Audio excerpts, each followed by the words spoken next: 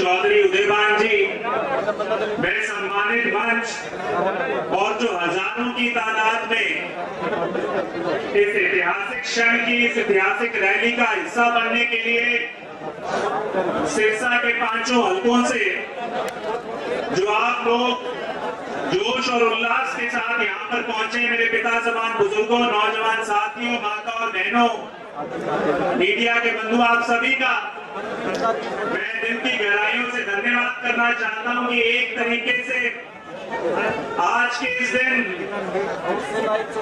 जो बदलाव है, राजनीतिक बदलाव की भी इस मंच से आपने एक शुरुआत की है।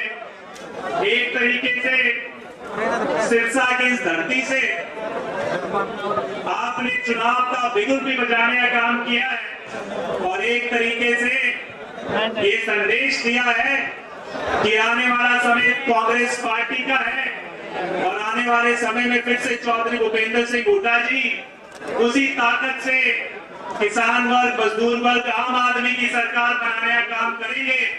मैं आपका सभी का दिल की गहराइयों से धन्यवाद करता हूं। साथ में जो 750 किसान जिन्होंने शहादत दी दिल्ली में, जो दिल्ली तो गए आपके हितों की लड़ाई लड़ने के लिए मगर अपने घर वापस नहीं लौट पाए, उनमें से बहुत से बुजुर्ग थे, नौजवान साथी थे, किसी माता का बेटा था, किसी का भाई था, उनको भी इस मंच के माध्यम से आज हमारे सभी नेतागण उनको श्रद्धांजलि देने का काम कर रहे हैं, उनको नमन करने का काम कर रहे हैं। जो मुद्दे थे आपको ये समझने की आवश्यकता है, जिन मुद्दों के लिए उन्होंने लड़ाई लड़ी, आज भी मोदी सरकार ने, भाजपा सरकार ने, यहाँ की जसपा सरकार ने उनको ठंडे बस्ते में डाला हुआ, उनको रद्द नहीं किया।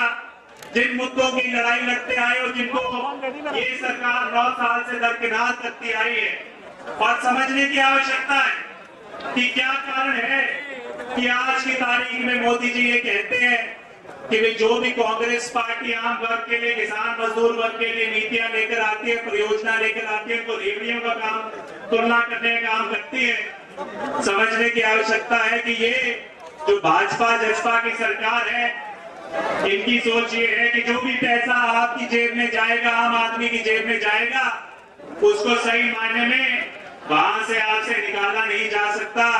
उनकी मंशा है कि उद्योगपतियों की जेब में जाए, फिर कमीशन खोरी के माध्यम से उनकी जेब में आए, और उसके लिए सारा के सारा आज की तारीख में जहां पे चाहे बीपीएल कार्ड कट रहे, चाहे बुढ़ापा पेंशन कट रही है, चाहे आपके सभी तरह की सुविधाओं से वंचित किया जा रहा है। तो साथियों, समझने की आवश्यकता है कि आज इन मुद्दों के लिए अगला साल जो है 24 का, मैं मानता हूं एक चुनावी साल है, मगर उसके साथ साथ मैं कहूंगा ये किसान और मजदूर का भी साल है, क्योंकि इस साल आपके पास एक मौका है। अगर इन आंदोलन में बैठ के मुद्दे सही मायने में पूरी तरीके से हल नहीं हो सकते, उसके लिए राजनीतिक ताकत देनी पड़ती है। तो आपको सोचना पड़ेगा वे कौन सी पार्टी है, कौन से नेता है जो सही मायने में आपके मुद्दों को ताकत देने का काम कर सकते हैं। आपको तुलना करनी पड़ेगी इसके लिए कि जो 2005 और 14 की सरकार थी चौधरी भूपेंद्र सिंह हुड्डा जी की, उसके बराम जो 14 से लेकर 23 की सरकार है, जहां चौधरी भूपेंद्र सिंह हुड्डा जी के राज में इस जिले में 16 दिन तक नहरें चला करती थी। आज के क्या हालात है आप भली भांति जानते हो। जहां उनके राज में 1 से 6 महीने में ट्यूबवेल के कनेक्शन मिल जाया करते थे, आज के हालात आपके सामने है। अभी तक 2018 के ट्यूबवेल कनेक्शन इस सरकार ने देने का काम नहीं किया। माली हालत किसान मजदूर की उस समय बेहतर थी, मजदूरों को मनरेगा का काम मिलता था। आज के हालात आपके सामने है। जब मुआवजे की बात कर लो, ये सरकार बड़ी बड़ी बातें तो जरूर करती है, मगर अभी तक 2020 का मुआवजा बकाया है। तो समझने की आवश्यकता है साथियों कि आज इस सरकार ये ताकत तो आपसे लेने का काम करती है, मगर सही मायने में उस ताकत का जो है प्रयोग करके बड़े उद्योगपतियों के घरों में भरने का काम करती है। और वहीं पर कांग्रेस पार्टी ताकत भी आपसे लेती है और काम भी उस ताकत को वापस आपको लुटाने का काम भी करती है।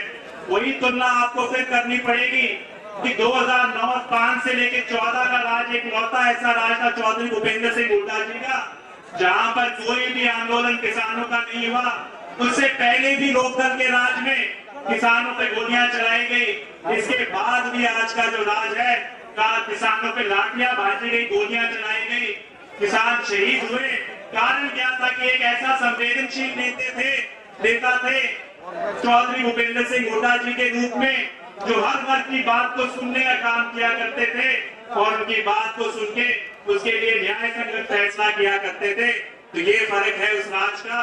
तो साथियों, मैं केवल यही कहूंगा, आज आने वाला समय चाहे आप राजस्थान में देख लीजिए, पंजाब में देख लीजिए, हर एक वर्ग के जुबान में कि आने वाले समय में कांग्रेस पार्टी का राज बनने जा रहा है। और इसके लिए जरूरत है कि सिरसा जिले की भी इसमें एक अहम भागीदारी हो, सिरसा जिले का भी इसके अंदर एक मजबूती से योगदान हो। इस चीज को हमें समझने की आवश्यकता है।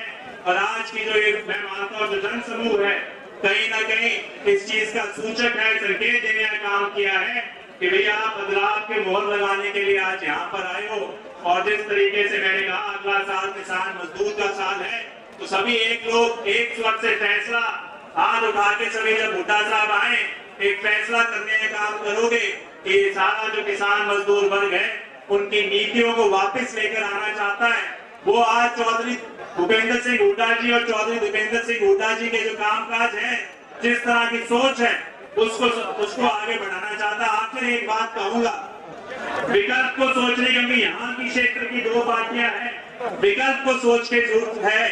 पहला, जहां पर भाजपा ने जो किसान आंदोलन में अपनी कतनी और करनी के बीच में अंतर दिखा दिया कि वो आपके खिलाफ है, वहीं पर जो जजपा की सरकार, जजपा जो पार्टी भागीदार बनी है, उन्होंने क्या कहा था पार्टी बनाते टाइम कि चौधरी देवीलाल जी की नीतियों पर चलने वाली पार्टी होगी।